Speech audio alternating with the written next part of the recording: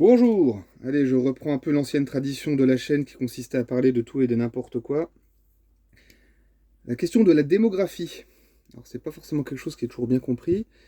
Et certaines personnes se demandent pourquoi des individus considèrent que c'est un enjeu important pour l'avenir. Hein, l'infâme Elon Musk là, a fait une petite déclaration il y a quelques temps là-dessus, et il a raison. Je dois admettre que ce monsieur a parfois raison dans certaines circonstances. Bon, j'aime pas beaucoup, hein, ça se sent. Bref, c'est pas le sujet. Alors, la démographie. Pourquoi est-ce que la natalité c'est important? Pourquoi est-ce que le fait que les autres gens veuillent faire beaucoup d'enfants ou pas beaucoup d'enfants vous concerne? On va dire, mais attends, les gens font ce qu'ils veulent. S'ils veulent pas faire de gosses, ils font pas de gosses.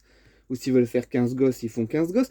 Oui, certes, nous vivons en société. Et donc, si les autres font des choix au niveau de ce qui va composer la population dans laquelle je vais évoluer, eh bien, mécaniquement, je suis concerné, puisqu'il y a certains équilibres certains ressorts de la société qui fonctionnent parce qu'il y a tel nombre de gens, telle quantité de moins de 15 ans, telle quantité de plus de 60, etc. Si ces équilibres-là sont perturbés, ça me touche. Donc oui, ça me concerne quelque part de savoir si les autres gens ont envie de faire des enfants ou pas. Hein, il y a toujours la question de la légitimité, il y a toujours des pénibles qui viennent casser les pieds. Mais pourquoi tu parles de ça? Déjà, j'en parle si je veux, hein, premièrement. Et puis ensuite, nous sommes concernés tous par ces questions-là. Alors, classiquement, on explique que la population, le taux de renouvellement d'une génération, c'est 2 enfants par couple. Là, c'est visuel, c'est tout bête. On va dessiner des couples théoriques. D'accord? Alors, on me dira, mais tes bonhommes, c'est tous des garçons. Bah, je peux faire des filles si vous voulez. Voilà. Là- Désolé. Ah, je suis con des fois, hein, bon. Si vous suivez la chaîne, vous savez que parfois je peux être très con. On va avoir 10 individus théoriques. Ok? Ok. Bon, renouvellement de la population, c'est couple. On, on va schématiser encore plus ces individus. Voilà, ces couples ont 2 enfants, donc la génération est renouvelée. Et puis après, c'est pas le frère et la sœur qui vont coucher ensemble, hein, c'est un schéma, on se détend. Donc là, ils auront à nouveau 2 enfants, et ainsi de suite. Ok? Donc ça, c'est la base théorique. Et vous allez voir, c'est visuel, parce que si on change les données mathématiques là-dedans, qu'est-ce qui se passe? Eh bien, si les couples, par exemple, n'ont que 3 enfants, eh bien, vous allez voir que la population augmente très vite.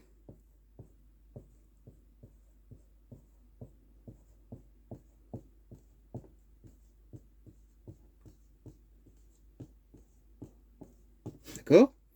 Ensuite, on refait des couples théoriques. Une fois encore, c'est pas les frères et les sœurs qui font des saloperies, on se détend.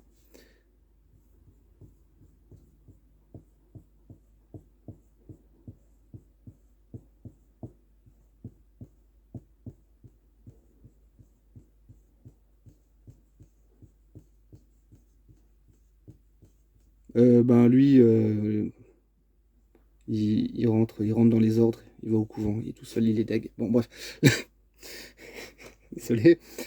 Voilà, donc vous voyez, l'augmentation de la population est très rapide. Hein. Une génération, c'est approximativement 20-25 ans, d'accord? Bon, 5 est affreusement mal fait. Voilà. Hein, on a à peu près 25 ans. Donc vous voyez, la population peut très très très vite augmenter. Hein, on passe de 10 individus à 2, 4, 6, 8, 10, 12, 14, 16, 18, 20, 21 ici. D'accord? De 10, on est passé à 21, c'est pour la génération des petits-enfants. Et ainsi de suite. Donc là, c'est toujours une base théorique. Hein. Ici, on avait 3 enfants par personne. Maintenant, si on a une démographie qui est... une natalité qui est basse, qu'est-ce qui se passe? Eh bien, la chute est tout aussi rapide. Je ne sais pas pourquoi j'ai enlevé ma ligne du haut, j'aurais dû la garder, c'est pas grave. On a donc à nouveau nos 10 individus théoriques. Alors par exemple, on va prendre l'exemple de la Corée du Sud, où là ils sont à peu près 0,8. D'accord? Alors 0,8. On va sur une base théorique de 0,8 enfants. Donc eux en auront 1, 0,2, 0,4, 0,6, 0,8.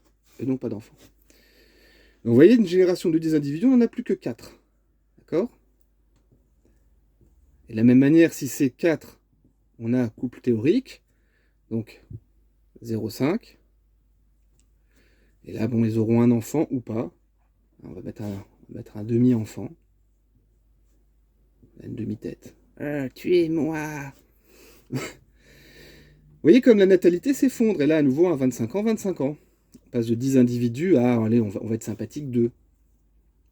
Alors là, on aura des problèmes extraordinaires au niveau, par exemple, de la gestion des retraites, hein, le poids des inactifs, parce que là, la génération des grands-parents sera encore vivante quand cette génération-là arrivera vers 18-20 ans, hein, l'âge de la vie active. Et donc on a un poids des anciens. Alors bien sûr, il y aura une mortalité, les maladies, les accidents, peu importe, mauvaise santé, mauvaise alimentation, tout ce qu'on veut. Des individus meurent, bien évidemment, dans le processus, mais on aura toujours un fort déséquilibre d'inactifs par rapport aux actifs. Et donc c'est là que la natalité très basse peut devenir un vrai défi pour une société, parce que le pays, entre guillemets, se vide littéralement, et on en arrive finalement à se dire, qu'est-ce qu'on va faire? Alors on pourra nous dire, oui, il y a des solutions technologiques, comme par exemple la robotisation, l'emploi du numérique, les mutations dans le monde du travail, se dire que peut-être on a besoin de moins consommer, peut-être de moins produire d'objets et autres. Certains se réjouiront même en disant, on consommera moins de ressources, on consommera moins d'énergie, on pesera peut-être moins sur les ressources de la planète.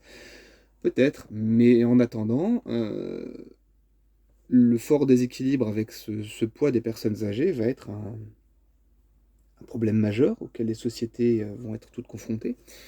Alors, y compris les sociétés jeunes, entre guillemets, parce que même dans les sociétés jeunes, et ça sera le dernier point que j'aborderai dans la vidéo, même dans les sociétés jeunes, il y a un vieillissement. Ça va être ce qu'on appelle la transition démographique. Alors, la transition démographique, ça fait très peur, on dirait un truc de torture, mais il ne faut pas s'inquiéter. Ça, c'est le temps. Hein. D'accord ? Ça va être le pourcentage de natalité et de mortalité. Le taux. Hein. D'accord ? On va mettre la mortalité en rouge. Okay, mortalité. Question de visibilité du truc. Au début, dans la transition démographique, on a une natalité qui est fluctuante en fonction des récoltes, les machins, les événements sociaux, mais une natalité haute.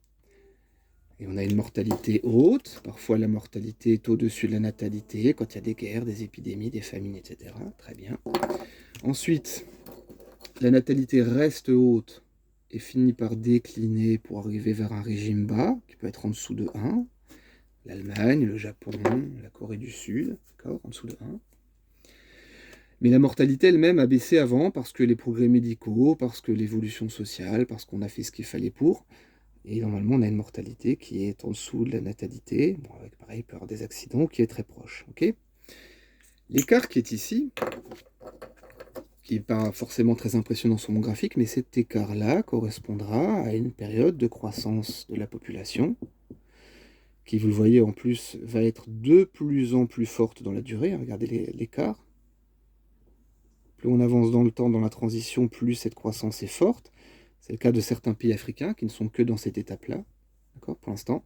La plupart des pays occidentaux développés ou asiatiques développés sont dans cette zone-là. Okay. Mais de manière générale, même les pays avec un fort dynamisme démographique sont dans cette tranche-là et se dirigent dans cette direction.